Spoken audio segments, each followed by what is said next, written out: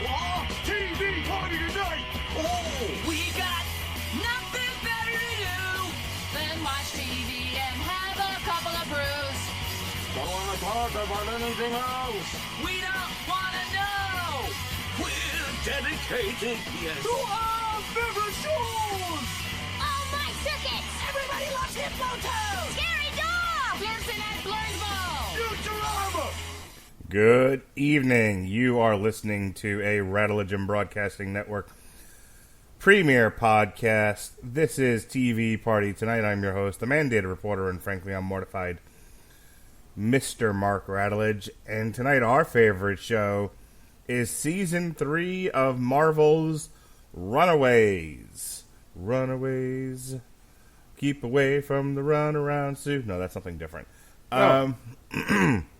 Runaways is brought to you by the good people at Hulu and Marvel Television and ABC Signature Studios and Fake Empire Productions. Joining me tonight to talk, this will be the third time he's been with me this whole strange trip. Ladies and gentlemen, la-di-da-di, he's feeling kind of snotty. It's Jesse Starcher. How do you do, sir? I don't bother nobody, but be ready because I'm going to sneeze at some point, guaranteed, during this podcast. It will happen. Love it. Mark Radulich, man, we're in season 3 of Runaways, and they said this is it, man. Right? Yeah, they're done. Well, here's the thing. I think all of Marvel TV is closing up shop, and what we get on. What we get on Disney Plus is the new Marvel TV. I'm not excited about that. And it's stitched in more. It's basically like we're not confident enough in these properties to put them in theater, so we'll put them on Disney Plus, but they'll bleed into stuff that happens in the movies. Like apparently, WandaVision connects directly to Doctor Strange and the Multiverse of Madness. Okay, I'm all right with that. I like my Marvel, at least right now, TV series on the grittier side of things, hence why Punisher is, probably one of my favorite Marvel series out there. No surprise to anybody out there, but Nucci got that ill communication. I love the Punisher, and I could never see the Punisher being on Disney Plus in any way. Now, that being said, though, there's collusion between Hulu and Disney Plus, from what I understand. So I imagine some of the more adult stuff may find a home, but from what I'm hearing, man, it just sounds like it's all going to be kind of if it's on Disney Plus, it's going to be tamed down. Well, the separate studio that was, or the separate arm of Marvel Entertainment that was dealing strictly with TV through ABC Studios is gone. And now everything is kind of run through the movie division. So all their TV shows are basically long, like 6-hour movies, from what I understand. So I don't know, and they've got a lot coming up. I mean, they've got Winter Soldier, Falcon and the Winter Soldier, WandaVision, Hawkeye. I'm not counting the What If series. That's an altogether different. Yeah, and that's animated, isn't it? Yeah. Yeah. So they've got those 3 coming out. Loki, 4. And then you've got She-Hulk, Moon Knight, and Ms. Marvel. So that's a lot of TV they have to produce. I think they're all like 6 episodes apiece. But if you're really jonesing for the kind of Marvel TV that we've discussed a lot on TV Party Tonight, Cloak and Dagger, Runaways, all the Netflix stuff, we are still getting a Hellstrom series. They canceled Ghost Rider. Yep. Already. That one never even made it to pilot. Like, wait, we're getting a Ghost Rider series. Hot damn. No, we're not. Sorry. Ah, man. What a bummer. What a bummer. But Hellstrom apparently is still happening. And then if you like your animated stuff, you're still getting 4 animated shows on Hulu. So beyond that, I really can't. I don't know enough of the details to talk about what the plan is. But as far as a lot of these characters, I mean, they always had the Runaways and Cloak and Dagger, and whether or not they'll show up elsewhere and do other stuff. I don't know. We may never see him again for all you know. Maybe they'll show up in Spider-Man. Cloak and Dagger and Spider-Man certainly have a connection. Not so much the Runaways. The Runaways kind of had a connection to the Avengers. I kind of half expected some of them to turn up there. So yeah, we'll see. I know that. I mean, we're going to talk about it in the series finale. I think Nico alludes to the fact that she went to, I believe it's Tibet, to go train under the Ancient One. I did. I picked up on that. She just said it was a really powerful wizard, and I was like, okay, well, I'm curious. That's where I was thinking as well. I don't know if that's the case, but that's what I was thinking. Here's the problem, though. That whole season takes place in contemporary 2019. And I don't want to get too much in the weeds here, and it's going to take us too far away from talking about the show proper. But how far back or forward are the events of Infinity War? Because I half expected people to be dusted at some point. Ooh, yeah. You know, the time travel stuff made sense if you're starting at 2028, which I believe is what Chase says it is when he's doing the log before he goes back in time. Mm-hmm. So that all makes sense. But he goes to 2022, and that's 3 years after the events of what happens at the hostel with Morgan Le Fay. That's 3 years after Gert dies. That's right. The events of Infinity War, I believe, took place in 2018. And then there was a 5-year gap, right? Yeah. And then there was 20. So that would take him to 2023. I didn't even. That didn't even cross my mind.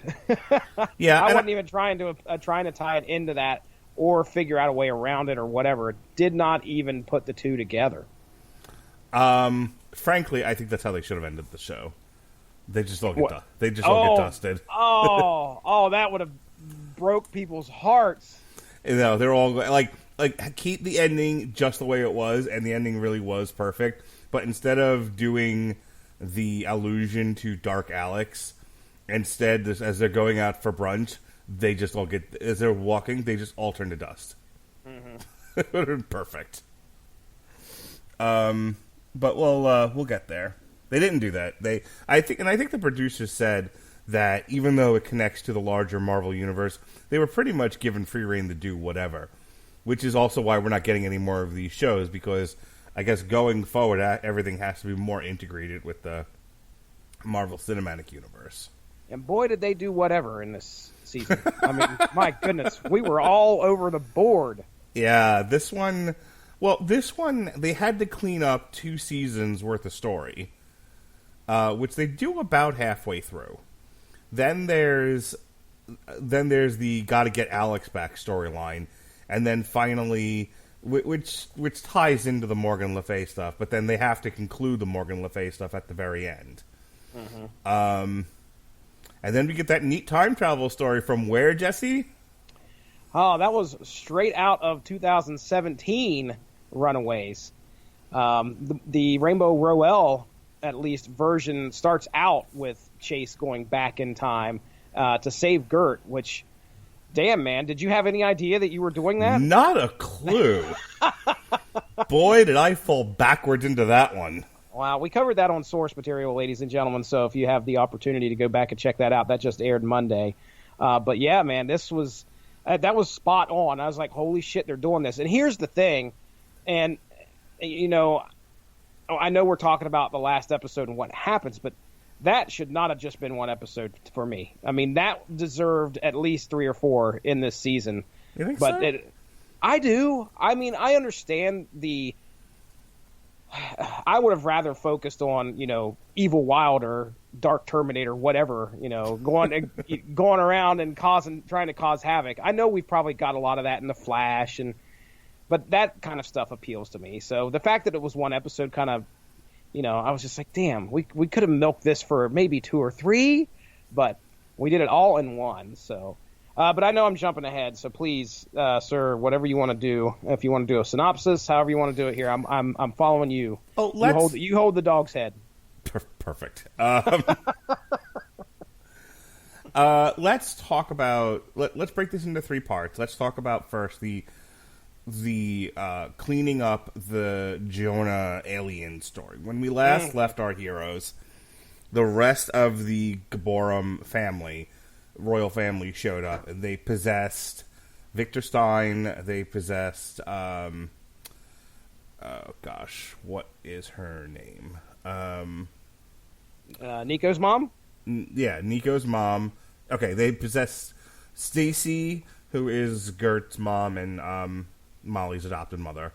Mm-hmm. They possess Tina, which is some of the best acting I've seen on television ever. Agreed, 100%. I had no idea. I was like, wait a second, what is she doing? She's doing something. It was a completely different person. Of course, she was supposed to be a younger teenage alien or whatever, and she pulled it off. That was so good. Like, so I get, like, the king of the Gaborum basically possesses Victor, the queen possesses Stacy, and then they have 2 children, one of which possesses Tina Minoru. So you have this woman who has been very serious, very starched, cutthroat woman of power, who's now, like, doing a Freaky Friday, where she's running around acting like a vapid teenager, and she's fucking hilarious. Okay, so I've mentioned TV Time plenty of times here. The one instance that was so evident and so hilarious is when they're on TV. Oh yeah, and Victor says we're praying for his full and speedy recovery. I think they're talking about Tina's husband. I can't remember his name. And then he looks over at Tina, who is playing with her hair. And then he goes, "Aren't we, Tina?" And she goes, "Mm-hmm, totes." Totes.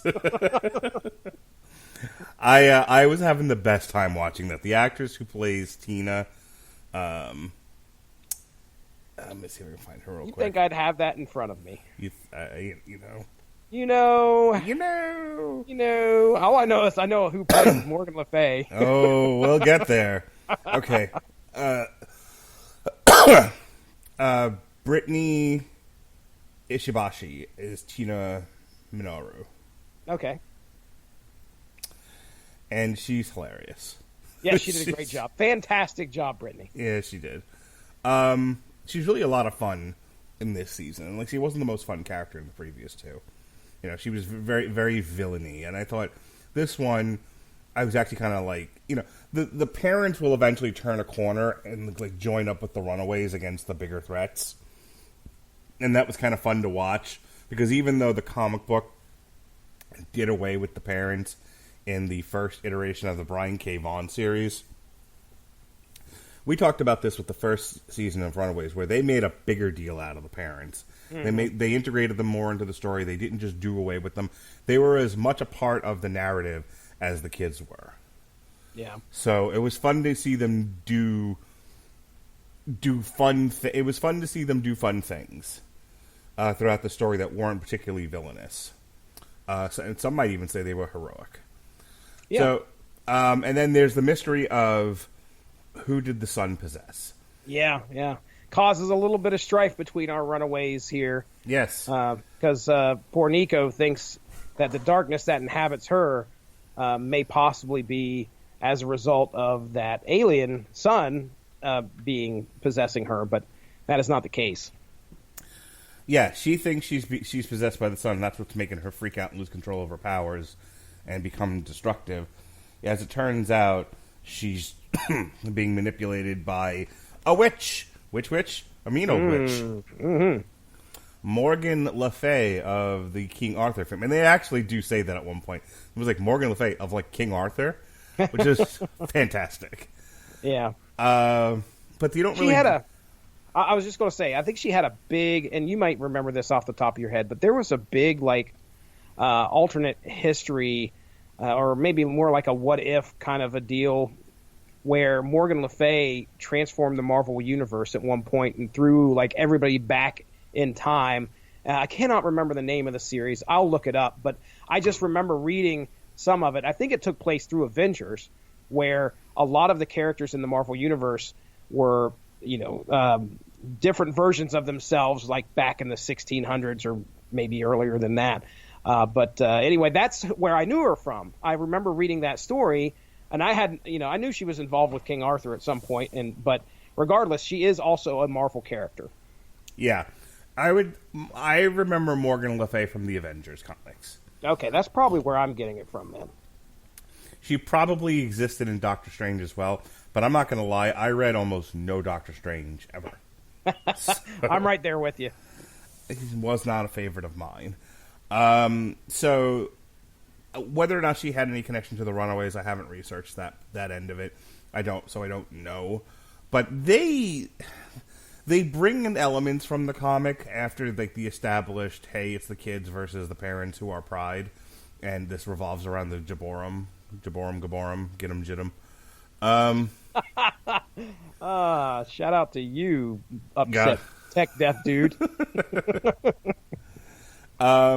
But they also kind of go their own way with it.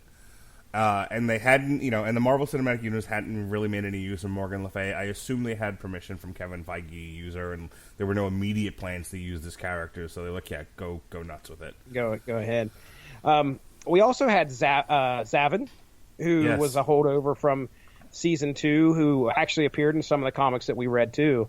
And they, we were talking about this whole alien thing and how they wrapped it up. Your other favorite lady on the show, Carolina's mother, and I don't have her name in front of me either, but she's pregnant with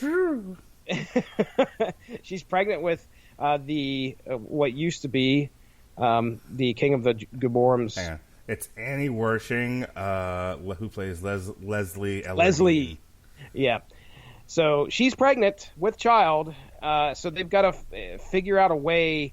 There's some kind of a prophecy that Zavin has come to Earth.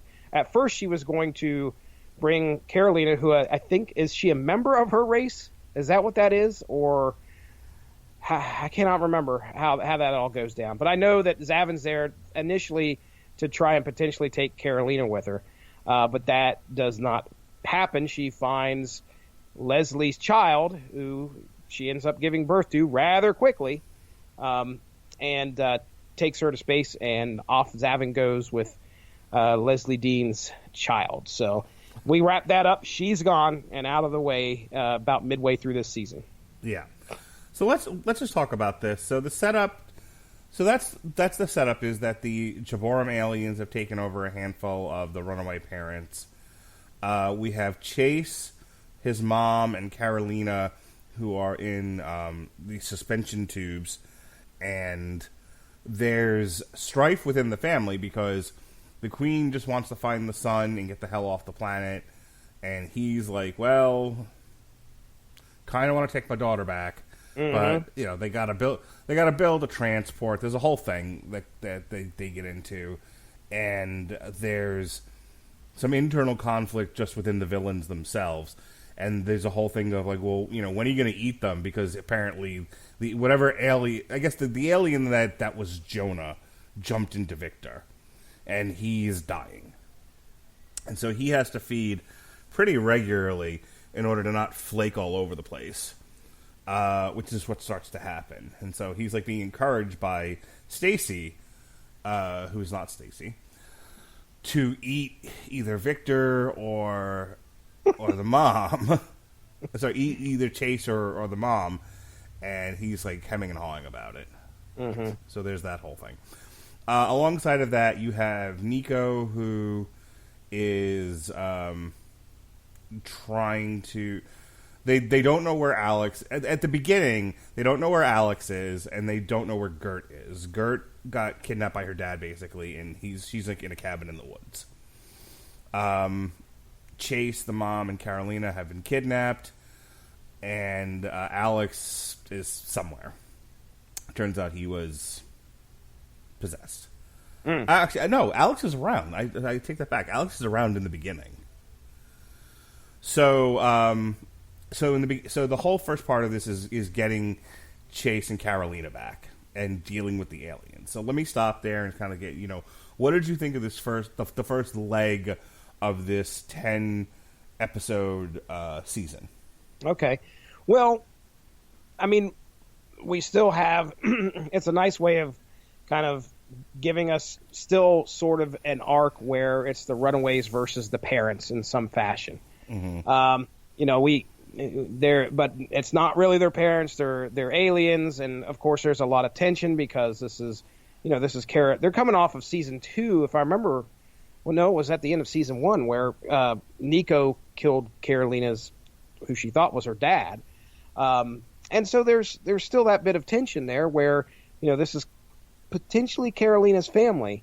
And here's another thing that I got. It started in this first leg, and I it was a trope throughout the whole season. And that is the whole, where the hell are we aspect of the show. Like, all of a sudden we're, okay, where am I at? I'm in the algorithm. Now, folks, if you don't know what the algorithm is, it's like a suspended animation, and you can put your consciousness in a computer, okay? Yeah, they did this on Agents of S.H.I.E.L.D. Oh, my gosh, man. And then they would do this again with the Dark Dimension later on down the road here. And it kind of got a little old because it's like, oh, here we go again. Now we're seeing our deepest fears. Oh, you know, here's Nico, or here's Carolina, you know, enjoying her fantasy life, and then it all gets ruined because they realize that they're in the algorithm. Okay, so let me ask you a question. Did Sure. you like it when Cloak and Dagger did it? Because that's Over a lot and of over. Cloak and Dagger. It is. But the thing is that was part of their power set. That was something that came with them, and they used that because that was something that, you know, you expected.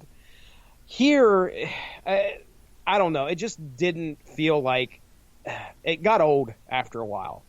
And that's, you know, that the thing is that's a good way, because we're going to be talking about Cloak and Dagger later on down the line, later on in the show. So I'm trying to think of what else really. I don't know what else was remarkable about this first act, really. Here's my thoughts. They've been dealing with the same set of characters and really the same problem since episode 1. Episode 1, you know, and the whole first season sets up that Pride was a cover for Jonah, who is Gaborum, and he needs to feed on energy from human beings. Mm-hmm. And so everything was like an elaborate setup to get him a steady supply of food. Mm-hmm. And when they, you know, and everything kind of built up to the kids realizing that their parents were murderers and taking off. And so the whole second season is now, like, I remember kind of complaining about that. Like, it took him the entire season to fucking run away. Yeah. Okay, they literally the last thing you see is them running away. I don't even remember. Like, when did they get to the mansion? Was that in season 2? Yeah, I think so. Yeah, perfect. So Perfect. Supports So- your point. So I feel like seasons 1 and 2 were like one long story dealing with the Gaborum. Mm-hmm. And then the problem is that it ran over, and they left you with this really interesting cliffhanger for season 3, but we've already had 2 seasons of it. So they couldn't go the entire 10 episodes of just dealing with the Gaborum again. So I feel like they spent enough time to kind of make it interesting, and I thought they did some interesting character interactions. You know, like they blew everything up at the end of season 2, and then you had to resolve it at the beginning of season 3, which they do in a few episodes, and then it's fine, and then they're shifting into the next thing. So I was actually okay with it. It didn't. I didn't think it dragged out that long, because I think they finally blew the aliens up in episode 4? I think it was right around there, because episode 5 is Enter the Dreamland, which Right. is Which is the fallout from that fight. Mm-hmm. All right, so 4 episodes to conclude a 20 plus episode arc. Sorry, 20 episode. No, it was season 3 is actually 13 episodes. So 23 season 2. Season 2 rather is 23 episodes long. So 4 episodes to close out that entire Jaborim arc, I'm not going to cry about it. Okay. We do have to resolve Chase potentially, stabbing them in the back, basically, at the end of season 2. He's not really welcomed in with open arms. I think it was Gert first episode. rode him hard. She did, too. Holy crap. By the end of it, I'm like, good, I hope she does die. Like, yeah.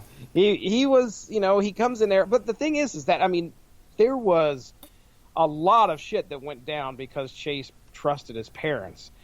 And I remember we were all trying to figure out who the traitor would be. We knew in the comics who it would be, so they had to swerve us a little bit, and they made it Chase, I think, at the end of season 2. yeah. So him coming back in at season 3, are they going to forgive him? That was a big thing. The other little neat dynamic that happens through that first leg is Zavin learning to become human. That's a typical trope, but it was fun to kind of watch Zavin and Molly hang out every once in a while Molly tries to explain to her ways of being human. Okay. Molly trying to explain how sleep works is fucking great. I was just looking at a picture where Zavin's touched her face. She's asking why it's leaking, but she's crying. So I'm sorry. Them in the bed and her going, okay, first put your head on the pillow. Why? Because it's comfortable. Pull the blanket on yourself. Okay. Now take this animal. What am I supposed to do with it? You hold it. Mm-hmm. Now think happy thoughts. A lot of this though is Nico's show. Yeah. There's throughout our first leg we're dealing with the Goborum, but there is a lot of focus on Nico and her character and character development throughout that and the whole rest of the season. The darkness that is inside of her, she's learning her powers, her love for Carolina, are they going to stay together? Can they stay together? There's those elements there also in those first 4/5 episodes. But that's really all I have. I'm trying to think if there's anything else off the top of my head that really sticks out. We'll eventually find out that even though Alex still had control over himself up to a point, he was actually the one that got possessed by the sun. And the sun just doesn't want to go back to the home world. So he's making deals and machinations so that he can stay on Earth. And it doesn't work out. The Runaways show up, and Nico uses the Staff of One to blow everybody up. Yeah, okay, so you asked me a question when we were talking, I think it was Monday, like, what happened to the aliens? And I don't think we ever did get a resolution of that. I assume they're stuck in the dark dimension. Yeah, I honestly, like, those first 4 episodes, I was kind of in and out. Like, I would nod off here or there. So, like, I got the gist of what was happening, especially with the first 3. But that 4th episode, I was like, I know for a fact I missed stuff and just didn't go back. I'm like, because at the end of it, I saw that she, her eyes got all crackly, and then she used the Staff of One, and then they were in the dark dimension. Yeah, that's like, it. And then they never went back to it again. So I'm like, well, they must have killed the aliens. They've killed them or sent them off, or they're stuck. I don't know, but yeah, they definitely do not. I don't believe they come up again. So, all right. So the second leg of this journey focuses on Morgan Le Fay, and it focuses on the fallout of them being in the dark dimension, which is where Alex gets trapped. So there's a lot of, like, Nico just going bananas and willing to, and she's trying to, you have Morgan Le Fay who's trying to manipulate Nico for her staff, because she wants it to give her enough power to keep the doors open for the dark dimension. You have Nico who, number one, needs a Jedi Master to teach her the ways of the Force. Yes, she does. Because she can't control this power that she's got, and she's the most powerful runaway. So there's something in it for her to be attached to Morgan Le Fay. Meanwhile, Morgan Le Fay is laying the groundwork for her master plan, which is to bring the dark dimension to our plane of reality. Mm-hmm. And so there's just a lot of setup for that. So the next the next couple of episodes really do deal with getting to know Morgan Le Fay, getting to figure out what this plan is. A lot of tension between Nico and Carolina. There's a degree of softening between Gert and Chase. They start to work on themselves. He eventually tells her that he loves her, and she's like, "Eh." Yeah. I am not ready to say it back. So there's that. And then Alex isn't really in a lot of these. Occasionally they'll flash to him and he's like in a jail cell, in the dark dimension. But this is heavily focused on Morgan Le Fay and Nico and the Minorus. So I liked a lot of this stuff. I thought Elizabeth Hurley was great as Morgan Le Fay. She didn't play her like Maleficent.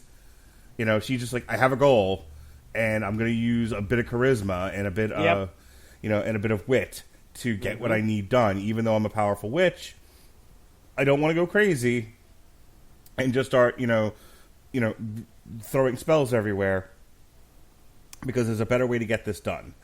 And I think, they didn't make her too one note. I think I think there was a degree of she genuinely wanted to help Nico, because Nico's a fellow magic user, but there was a larger plan afoot.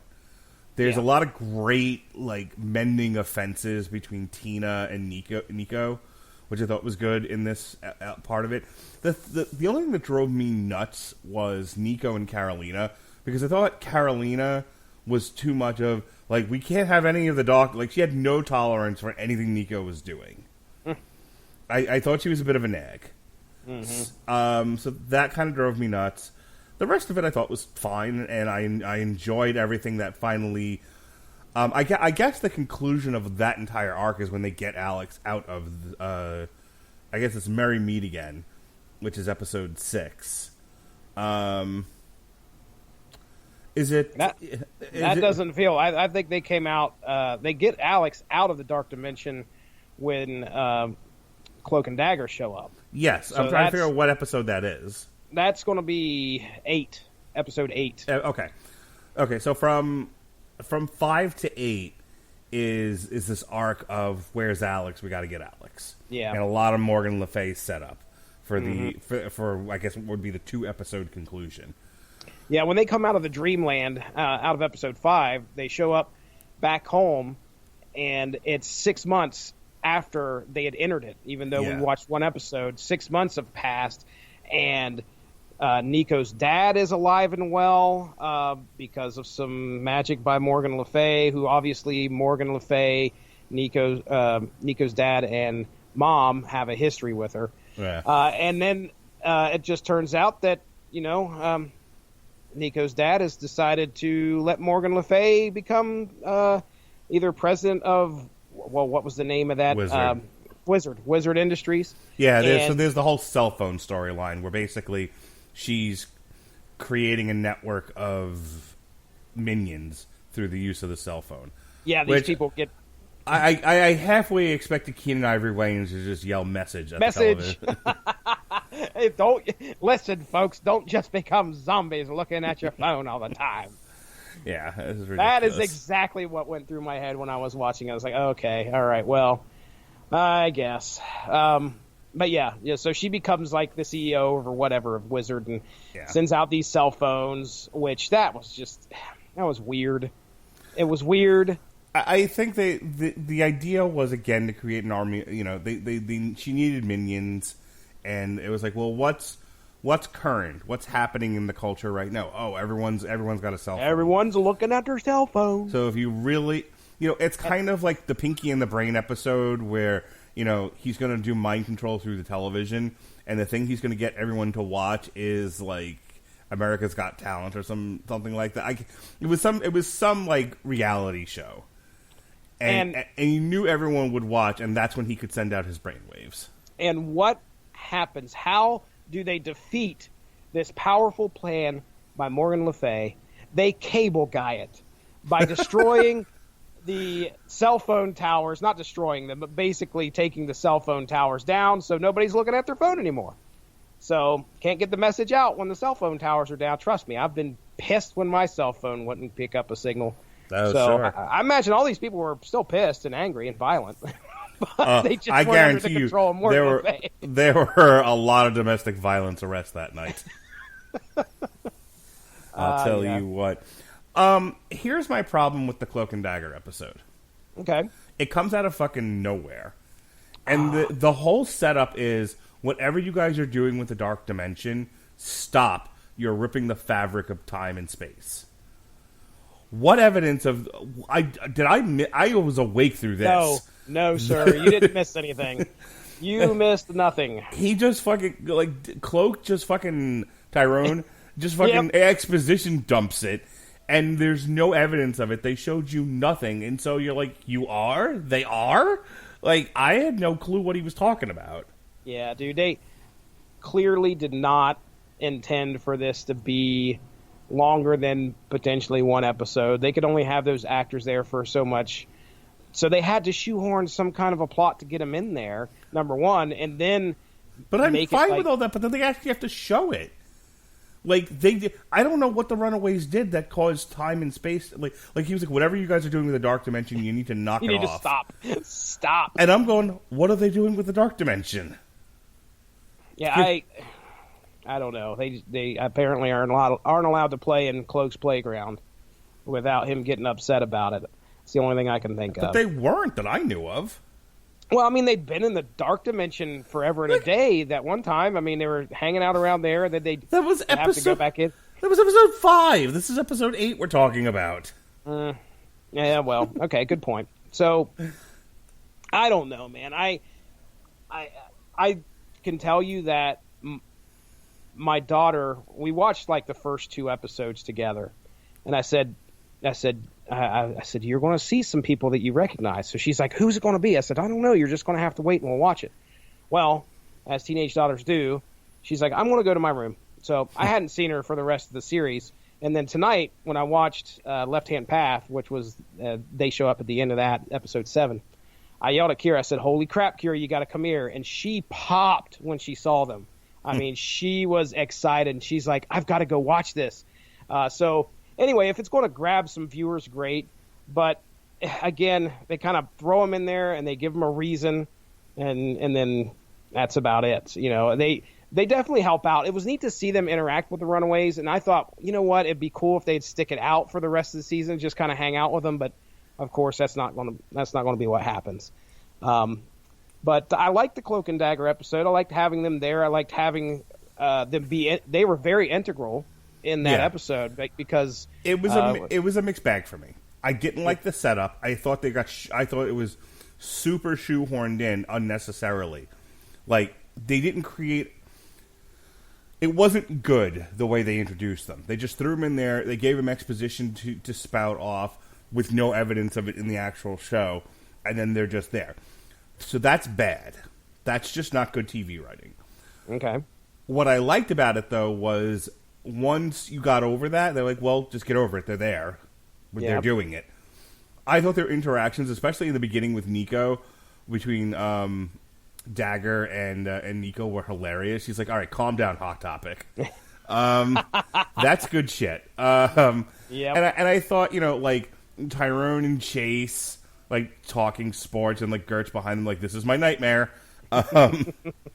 That sort of stuff, you know, Dagger warning Carolina about, you know, don't let the darkness consume her and all of that.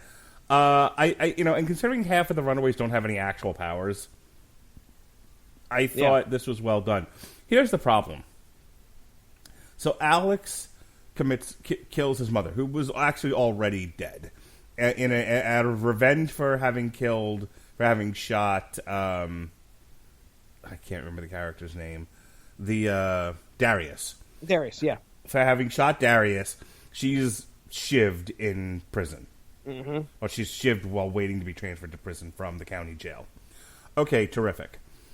So there's an image of his mom in the Dark Dimension that he's got to kill. He basically has to. It's like, this is again like the end of Titan season 1. He has to embrace the darkness, and I guess if the story you're telling is that eventually this is going to catch up with him and he's going to do bad things, which will never pay off because we'll never see it. Okay, but I felt like, after so much build-up, the fact they don't legit get to rescue Alex, they happen to be there when he escapes all on his own after giving in and selling his soul. Mm-hmm. I don't know if I love that storytelling. It didn't bother me. I can tell you that the big payoff, though, was obviously him committing that act and then, inviting that darkness in somehow. And then, of course, at the very end, when they're getting ready to leave, Dagger grabs his hand. And that image is cool as shit, by the way. Yes, dude. Well, I'm looking at a picture of what they showed in the show versus what was in the comic. And right. It's almost spot on, dude. When he actually did it, right? He at the end of the first series of the Brian K. Vaughan thing, he had everyone's powers. Yeah, if I remember correctly. He had it all. He had the Fistigons, he had the staff, he had Old Lace. So when I was talking about Cloak and Dagger being integral, that right there solidified the plot for me in regards to Alex. She saw his hopes, and his hopes were extremely dark. So that was very cool, in my opinion. The fact that he left on his own and they just happened to be there, I don't know. I thought that was okay because we have to see that turn for him, and then they got to get him. They got to get them all the hell out of there. So that seemed like a lot of build off for not a great payoff. Because he undercuts it by escaping himself, and he only escapes because he finally gave in to torture. Well, no, he did not give in to torture. He gave in to the fact that he had to save his friends. He gave in to being tortured. He had to save his... He was not being tortured. I mean, during the whole time he was there, he was. But when... So, excuse me while I recant what I just said. The only thing that breaks him, though, is when the guy shows him the video monitor and his friends are about to be killed. And the only way he figures out to get out of there is to, sacrifice his soul. Yeah, pretty much. I mean, turn to the dark side, Luke. Turn to the dark side. You're kind of convincing me, but not really. Yeah, well, I understand when it comes to lazy writing. I was not really thinking this season was written well in the first place. So by the time we got to here, I didn't care. I mean, I was just along for the ride. There's a lot of dicking around. Yeah, there unfortunately is. My biggest criticisms of this season were just that, okay, Nico's turning dark again. Oh, no, we're worried. Oh, no, now she's having a lesbian tryst with a lot of witches, and she wakes up, and then she has to talk to her dad, which was awful awkward. I mean, in my opinion. I'm not going to look between Elizabeth Hurley's tits and a lesbian and a witch lesbian gangbang. There's a lot going on in this show I enjoyed. Oh, Elizabeth Hurley.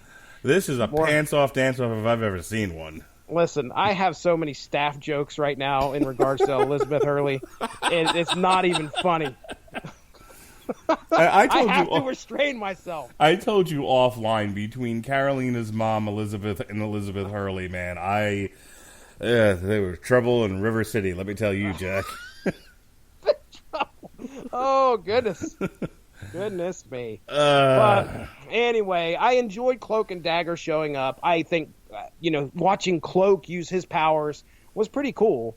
Yeah. And he knew his way around the dark dimension, and it was kind of like the guide, at least to tell them what was going on. I love the reference to season 2 of Cloak and Dagger. He was like, yeah, the last time we were here, there was a record store and a gas station. Perfect. Yeah, that's pretty much what it was. All right, so then we have our 2-part conclusion. We have the final showdown with Morgan Le Fay, where it's all the Runaways and all the parents versus Morgan Le Fay. And so they hatch a plan, they execute said plan, but Gert gets killed in the melee. And even though they take Morgan Le Fay out as they had planned, we have a casualty we have a casualty, and it's not a complete victory. So then we go to episode 10 with Cheat the Gallows, and we start off in 2028 with Chase saying, "Hey, I'm going to use time travel to save Gert because I can't go on living like this." And so he travels back to 2022 instead of the original date, which was in 2019. And he travels there because he's got to stop, because in addition to wanting to save Gert, he figured out that Evil Alex was traveling to kill one of the Runaways before they put a bomb in his office. Oh my gosh. No, I mean, this is a great episode. This final episode was it was right up my alley. I mean, just like I wanted to see more and more and more. It reminded me of the series finale of Star Trek: The Next Generation. Oh, All Good Things? Yeah. Yeah, that's a great one. It's kind of like, let's go back to how the series started. It was like a contrast to the characters. Watching the characters like watch their old selves and interact with them was very satisfying. It was very gratifying. It was Back to the Future 2 all over again for me. I loved it. Yeah. I thought that was all handled very well. I thought the stuff with Evil Alex, was handled really well. And then when they redid, when they Back to the Future the fight with Morgan Le Fay, I thought Chase is, sacrificing himself and then eventually getting murdered by her, and but fixing the timeline so that Gert stayed alive and they still defeated her. I thought that all worked, and I really enjoyed it. And then you have, as we talked about before, then you have that little tag at the end where Evil Alex left him a to-do list. Oh. Which, it's for fan services, point. This is the second time they'll reference Victor. They referenced Victor Mancha twice. Yep. Which was fun for fans. And then the last thing was kill Nico, which would have been a great setup for season 4 if they had one. Oh. I don't know. Do you, knowing that we're not going to get a season 4, and I said this earlier, I almost think that once they got news that they were that they were not coming back for a 4th season, I almost would have preferred if, as they were walking out of the hostel, they all just got dusted. No, I don't want them to get dusted. As I said, that would be heartbreaking for people who watch this show from the beginning, and I don't even know if they've got dusted in the. Well, I don't know. I don't know if people would have rioted, but I could tell you it would have come close. Star Wars is coming out tomorrow. We'll all be focused on that. That's true. There's something new to complain about another day. Now, there were way too many people that enjoyed this show, and you want to send them out on a good note. You want to send everybody, this show's ending, you want to send them out on a happy note. So, yeah, I guess if we're going to have a season 4, I mean, I don't know how you would turn around and work that into, holy crap, now we're back again. What would you do for season 4? I wouldn't put the dusting as part of the plot. No way, not for me. I like seeing movies referenced. I would rather see TV referenced more in movies than vice versa. Because it's kind of like the big guy acknowledging the little guy. Go ahead. Don't know who else. I don't remember volume 2 of. I don't remember Runaways. volume 2 of Runaways. We just did the Rainbow Rowell one, so I don't even know who some of their villains are. Well, so there was a story in, I think, volume 2 of Runaways where they find Victor Mancha. So they find him. He's a android who thinks he's a real live boy, right. And it turns out it's Ultron's actual device. And then I think we have a whole other super team. Remember, it was a B team that included Darkhawk, and I think that part showed up in there. So that's all I can remember of volume 2. There was another superhero team that was kind of working against the Runaways. The Victor Mancha stuff would have been great. That's where you go with season 4. Victor Mancha. As it turns out, kind of like a Terminator thing, the government actually has an Ultron bot. and that's where they get Son of Ultron from. Is that is this government tries to recreate Ultron in secret, and it escapes or whatever, and it runs into the Runaways because it looks like a teenager. Yeah. So that sort of thing. The other thing I might have done was maybe incorporate the New Warriors. Okay. Since they were supposed to have a pilot with Squirrel Girl, and that never got off the ground. Oh, it didn't. Oh, wow. Well, you want to. What I like. I just talked about Cloak and Dagger showing up here and how my daughter popped for that. I want more nods to other creations, other things that they are able to bring in, and people go wild for that. People love seeing an actual universe in front of their eyes. Most of this season was just dealing with the Runaways and their parents. There wasn't like hey, there's, remember when everybody got dusted? Do you remember when the Battle of New York? None of that's referenced. I understand why. They don't want to take the focus off of the picture here that's going on in the Runaways' lives. But if you want to make a Marvel Universe show feel like a Marvel Universe show, then you sprinkle in all of that mythology. All of those, whatever you can get your hands on, you do it, and you toss it in there. You know who would have been fun to show up in season 4? Baron Mordo. Sure. Bring a ton of magic users into this. Doesn't just have to be Morgan Le Fay. You know what? When Jeffrey said that he wasn't going to be alone on top of that skyscraper when all the shit was going down with Morgan Le Fay, I was so hoping that the people that would show up were just people that he knew that weren't the Pride. Like other Marvel people who were into magic, or other Marvel people that were, just somebody that we hadn't seen in the show before. And you're just like, holy shit, that's so-and-so. But, we had to get the band back together again with the Pride. They could have brought in Wonder Man. Wonder Man. I don't know who they would have been able to have access to. Just somebody to show up and again add to that Marvel Universe flavor. They could have done something with the what are the Sokovian Accords. Okay. The government gets wind that they exist, and they're not technically a superhero team, though Molly keeps saying that. But they find out Molly has powers. Technically, Gert has a power. I mean, obviously, Carolina's an alien with powers, and then Nico has the Staff of One. So, they could have been an incident where they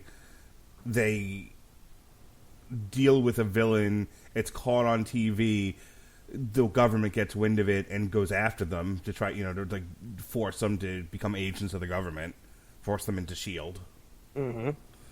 Or the Avengers. I guess in the Marvel Cinematic, you'd be forced into the Avengers, and they're like, we don't want to go, and they're running from the government, and so you come up with a character who might have to chase them down. I think if you do that and you do Victor Mancha, and maybe another magic user like a magic hunter, I think you got enough there for a season 4. Maybe even too much. Who knows? But we'll never know because it's done now, and I don't know if you're ever going to see any of these characters again. Like I said, I think Marvel is trying to distance itself from the ABC TV era. That's sad, but it's a whole new. It is a whole new ball game now. With all the streaming services, and especially Disney Plus on the scene, and Disney owning Fox and all these properties that they have access to, it's going to be a different world in a year or two. And Kevin Feige is also now over Star Wars. Yeah, he's there's only so many projects they can do at once. So I'm going to go ahead and make a safe bet. We're probably never going to see any of these characters show up in anything again. So, your final thoughts here on the season and the series at large. Okay. Well, the season itself, like I said earlier, it tended to drag for me sometimes. The tropes of where are they? Are they in the algorithm? Are they in the dark dimension? Whose fears this and what fears that? That got a little old for me. It really made me happy when that 2-part finale. I like the final battle, and I love the fact that we have a time travel episode, and it wrapped it up pretty nicely. Evil Alex, we had Chase going back, saving Gert. I loved it. I really did. And everybody, even when the Runaways died after time reset, and then we saw what was going on with the happy ending, it was kind of heartbreaking to see them kind of fade away. So if you think about it, those are the Runaways that we watched all the way up until the end of this season. Right. And then they left after time got They changed. got dusted. Yes, sir, they did, by their own doing. By their own doing. Now, as a whole... By the way, Yes, can, sir. can I talk about how I had kind of a problem with that? Okay. Because they established in Endgame that you don't just disappear. Like, you change time significantly, you don't disappear from the time stream. You're that past becomes your future, that sort of thing. The Hulk explained it. So when they started disappearing a la Back to the Future, I'm like, hey, wait a minute, that's not how the Hulk explained it. Mm-hmm. Nobody knows how time travel works. They may try to tell you that that's how it works. I will tell you right now, no one knows. I'm being Not even... super pedantic about it and being really nerdy, but I'm not gonna lie.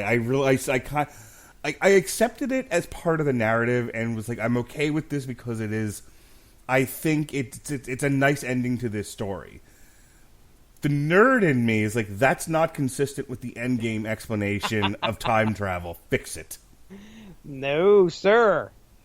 No. Hulk may think he has the handle on it, but I'm telling you, there's some witchery at work too. Okay, there's magic in this universe, Mark Radulich. People can disappear. It's okay. How do you know? How do you know it was time travel that made him disappear? Hey, it's what they told you, but you never know. Yeah. So anyway, Sure. Now, as for I understand what you're saying. I did not look into it because I knew I would find a problem with it. That's exactly why I was like, okay, they disappeared. Don't think about this happy. too long. You'll just hate it. Yeah, I'm not going to like it. I'd rather just end it on a happy note. But yeah, three seasons of the Runaways. I was very pleased to hear that they were doing this as a series. Do I think it was canceled too soon? Oh, Mark Radulich, don't go pulling other people's gimmicks. No, I'm pleased with what we got. I think they did a fine job adapting the characters. Man, dude, I think we said this on second season. These are probably some of the most faithful-looking characters to what we have in the comic. I thought they were grown. Yeah. you know, I honestly, yeah, right. They were totally created in the lab because they really did get actors who look spot on like they're drawn analogs. Yeah, if you look at Chase, there may be some differences there, but then take a look at Alex. I mean, that is that's Alex. Nico looks like Nico. So Carolina, they are their analogs to the Marvel comics. So they did a fine job casting. They did a great job adapting some of the story to the small screen.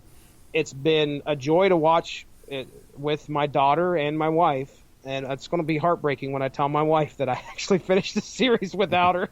I have to go up there and tell her I watched 4 episodes tonight. And she was at work, so that's not going to go over well. But yeah, man, I mean, I'm glad Tessa's going to be in the doghouse. Well, she can watch it. She can watch it while I'm at work. She's got 4 days off. She's got plenty of time to fit in 4 hours of Hulu right in there. But yeah, man, I was glad that they brought it to the small screen. I think they did a fine job. I was entertained for most of the time, and maybe there could have been some things they'd done better, but either way, as long as it's a comic book property that there are so many out there now. They did this one justice, I believe. Yeah, I thought this was pretty faithful to the comic. There's certainly a lot of nods to the comic, like we talked about. We just talked about with the Rainbow Rowell one. Certainly, over the course of 2 seasons, I thought they did a pretty good job of nodding to the original run from Brian K. Vaughan, the original book that we did when this first started.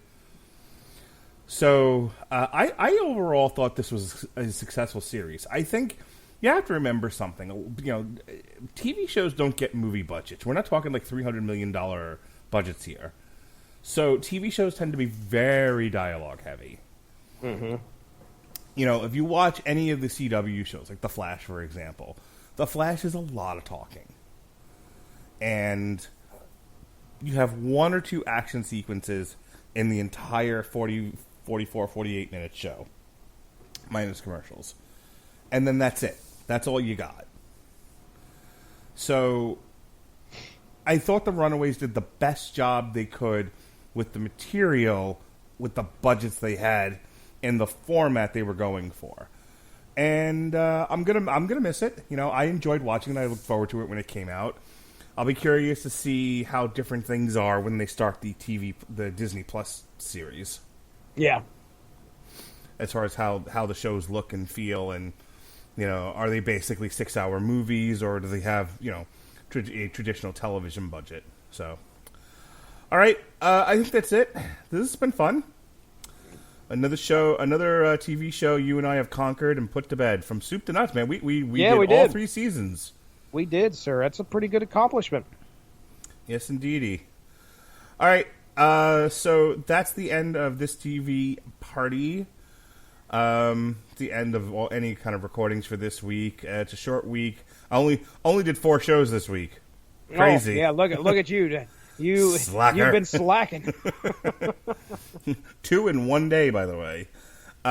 We did Runaways by Rainbow Rowell. A very short show, but Jesse and I had a lot of fun on that one. Check out the gag reel if you don't believe me. Yes, sir. Myself and Alexis Hana and Robert Winfrey kept it to 90 minutes flat. Wow. We were. I told him, like, I got a hard end. I got to give you the hard end at 10:30. And Alexis was like, "Hey, now keep that in your pants." I told him, like, we had to end at 10:30 because I had another podcast to do. So we did Jumanji 3, the next level, and then we did then myself and Chris Sheehan from the Cosmic Treadmill reviewed WWE TLC, and it was smooth like butter. Next week, again, another kind of short week. We'll have things are kind of out of order because of Christmas, so we'll kick off the week with Damn You Hollywood, episode 9, The Apology. Oh boy. Episode 9, Choose Your Own Adventure. Please don't get pissed. Yeah. Episode 9, A Love Letter to the Star Wars toxic fans. Mm-hmm. It's not, dude. Some of the stuff you've been sharing, it doesn't sound like it's going to be pretty. The impression I'm getting is that critically it's a garbage movie, but it's all the stuff the fans wanted. So I'm imagining that the opening scene is Ray wakes up from a dream and the last movie never happened. Oh, wonderful. Which is my hope, actually. That would, oh my gosh, there would be fires.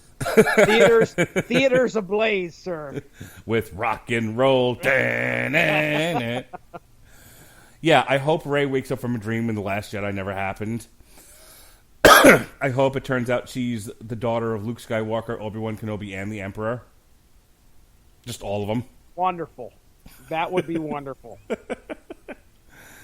There has to be a scene where John Boyega pushes Rose Tico into a pool. She's just there the whole movie. That'd be nice. Yeah. These are all jokes about what dick Star Wars fans are, by the way. Wow. Speaking of Star Wars fans, myself, who is a lifelong Star Wars fan, and Jesse did a source material for Lando, which will be airing on Christmas Eve, so you can enjoy that. That's right, baby. And then Jesse's got some canned hams he's going to release for you on Christmas Day and the day after. We'll get back to our regular recording schedule On the 27th, myself and Pat Mullen will be finally getting to review Fuller House Season 5. Then we've got some boxing and or MMA on the 28th. Then we kick off the new year with a look at Fight Club 2 on source material, the Metal Hammer of Doom year-end special, and then On Trial, the original Fight Club. We'll have possibly a Chapter 3 in our boxing podcast. It'll be on Joe Louis. You know who Joe Louis is, Jesse? I do, as a matter of fact. He's a boxer. That was very, very good. Very, very good. Very good. And then, speaking of boxing, we'll have a wrestling review, wrestling watch-along for you. ICW New York, no holds barred. The ropes are made of chains. Why won't anyone listen to me? Chains, I tell you. Oh, that's good. Nobody will fall out of the ring, which will be nice. Like Jacob Marley, these chains. All right. Wait a second. Merry Christmas. It's a Christmas miracle, Jesse. I want to watch Scrooged. I haven't watched Scrooged this year. I have been out of the Christmas movie mood for some reason. Too busy watching Runaways, I think. Yeah, we haven't watched a lot of them. We did the Santa Claus because I had to review it for Long Road to Ruin. But we haven't watched them at Otter. We haven't watched... Yeah, we're really way behind. We haven't watched Yogi's Christmas. You ever watch the Yogi's First Christmas? Have not. If you can find it on YouTube. You should watch it with your family. It's fantastic. Okay. Merry Christmas, Yogi. Sounds great. See, the premise, Jesse... Tell me. ...is that Yogi hibernates through the winter. So he's never been awake for Christmas. But something happens at Jellystone National Park at the lodge that wakes him up, and now he's up, and they're like, oh, well, if you're up, you should celebrate Christmas with all of the Hanna-Barbera characters. So it's Yogi's first Christmas. All sorts of special guests, I would assume, then. I mean, it's the typical, Yogi surrounding characters, Huckleberry Hound. The surrounding cast, okay. Yeah, Huckleberry Hound. No, not the suicidal Huckleberry Hound, I assume. No, nor gay poet laureate, Snagglepuss. Oh, I wish he'd been there. Oh my. Yeah. No, having a picnic basket even. Oh, yeah. He's smarter than the average bear. Yes, so we haven't watched Yogi's for Christmas. We haven't watched Mickey's Christmas Carol, which used to scare the fuck out of my children when they get to the Ghost of Christmas Future, because Pete's really creepy in that. Yeah. Remember Pete? Why, it's yours, Scrooge, the richest man in the cemetery. Ha ha! And he shoves him in the fire. Been a while since I've seen that. It's creepy as shit. And I tried to watch my family. I tried to make my family watch Die Hard because the internet told me it's a Christmas movie. And what they say? And my wife's like, "Nope." Oh, that's your son would probably love that movie. Probably. I assume he's a big action fan, right? It's hard to say. He's a big fan of Plants vs. Zombies. That's what he's a big fan of. Fan of. I can't talk tonight. Big fan of the Nintendo Switch. He's a big fan of the iPad. I'm done talking now. All right. Well, I have been searching all through the plugs to find out the name of that story that I was talking about, where Morgan Le Fay takes over. I think she takes over New York or casts a spell, and did all you check of New browsers? That'll be what I'll do shortly after this episode, ladies and gentlemen. I'll let you know all about the results on the next podcast. All the ooey gooey results, ladies and gentlemen. I was going to say, I bet it'll be sticky. I can't find the name of that story, but anyway, I will find it. If anybody out there is actually listening and knows the story that I'm talking about, maybe Morgan Le Fay wasn't involved in that at all, but I swear she was. So, ladies and gentlemen, go give... I think she's in the Captain Marvel porn. I feel like she is. Oh, man. I want to go watch Weird Science right now. Right now. Oh, boy. That was Elizabeth Hurley, right? No, that's not Elizabeth Hurley. What's wrong with you? Who was it? Oh, shit. Hang on. Weird Science. It's not. It's Kelly LeBrock. You crazy my guy. Gosh, you crazy son of a gun. My goodness. Well, hey, how many more errors can I make on tonight's podcast? I haven't sneezed yet. Elizabeth Hurley played the devil in one movie. Remember her? Bedazzled. Yeah, that's the one. What else is she known for then? She was known for. I'm going to bring up her. Yeah, I got it here. Apparently, she was in The Royals, which my wife liked. Okay. Austin Powers. Okay. All right. I remember that. Okay. So, her movies are. The last thing she did was in 2014. She played Alexandra Ivanov in Victor. Okay. She was in something called Method. Serving Sarah, Dog, Double Whammy. Bedazzled is the last thing anyone would have seen her in. Okay. Because I nobody remember saw that. the rest of this shit. The Austin Powers movies. Okay. Television. Nope. Oh, yeah. The Royal. I thought that was the name of the movie. I was like, I've never heard of that movie. So she's got like single episodes here and there. So Big in Gossip Girl, it looks like. She was in episodes. She was a big part of the Royal. She was in. She had a main role. She was Queen Helena. She was in 2 episodes of The Tomorrow People, as you mentioned, Gossip Girl. She was in. She was in an episode of the Young Indiana Jones Chronicles. Oh wow, wowzers! And tonight she'll be in my dreams. So anyway, she was not in Weird Science, ladies and gentlemen. That's the point I'm trying to get across to you right here on the Radulich Broadcasting Network, where you could go listen to us talk all sorts of other things, such as wrestling. We talk comics. We talk metal. We talk about wrestling. We talk about what was the other just recently? Oh, movies. Yeah, that'll be coming up here pretty soon. So if you want to do that, check out the Radulich Broadcasting Network Facebook page. We usually post most of our stuff on there. And you can give us a follow, a like, stay up on top of all the great podcasts that we have to offer. I don't have anything else to add. Mark Radulich, I'm ready to get out of here. So throw it back over to you. All right. Thank you for joining us on this TV party tonight for Runaways Season 3. For Jesse Starcher of the Source Material Podcast, be well, be safe, and behave.